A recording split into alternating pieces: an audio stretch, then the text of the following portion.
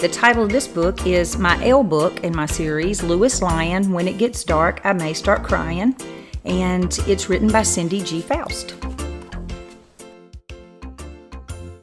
There's been many a story written about bedtime and crying, but hardly one like the tale of Lewis the Lion. Well, that's a little ahead of the story, for there are things you should know. Little Lewis's bedtime drama actually began many, many years ago. Yes, bedtime for Lewis became a battle, and he would cry with all his might. Before his parents knew what had happened, their little Lewis was sleeping with them every night. While it's true bedtime became easier, it's also true the tables can turn. Sometimes you have to let go of your fears, a valuable lesson Lewis would soon learn. For Lewis, those tables started turning one night as he drifted off to sleep. "Sweet dreams, Mom and Dad," yawned Lewis as he snuggled in the covers real deep.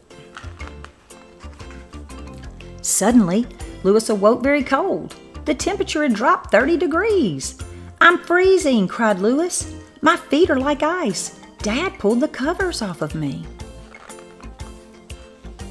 Lewis quickly adjusted the covers and tried to drift back into a doze.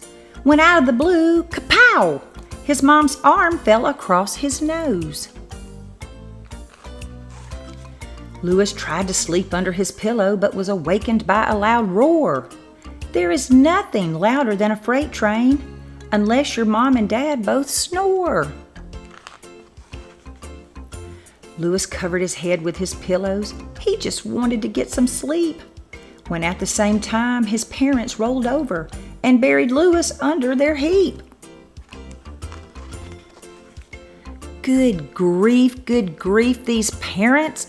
Forget sweet dreams, this is a nightmare. I've got to crawl to safety, huffed Lewis, because it's a jungle in there.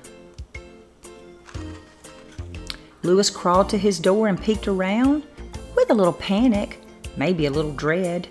In the dark of the night, like a faithful friend, there it was, his very own bed. "This is it. It's now or never," Lewis cried and took off running through his door. He dove to safety under his covers, and his paws never touched the floor. As Lewis snuggled under the covers, the warmth was more than he could take.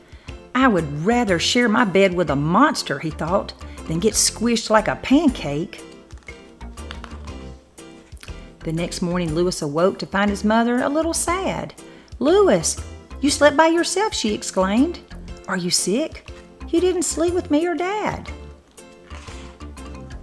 "Mom, I am sorry you were upset," said Lewis. "And believe me, I would too be sad if I had to sleep the rest of my life in the bed with dear old Dad.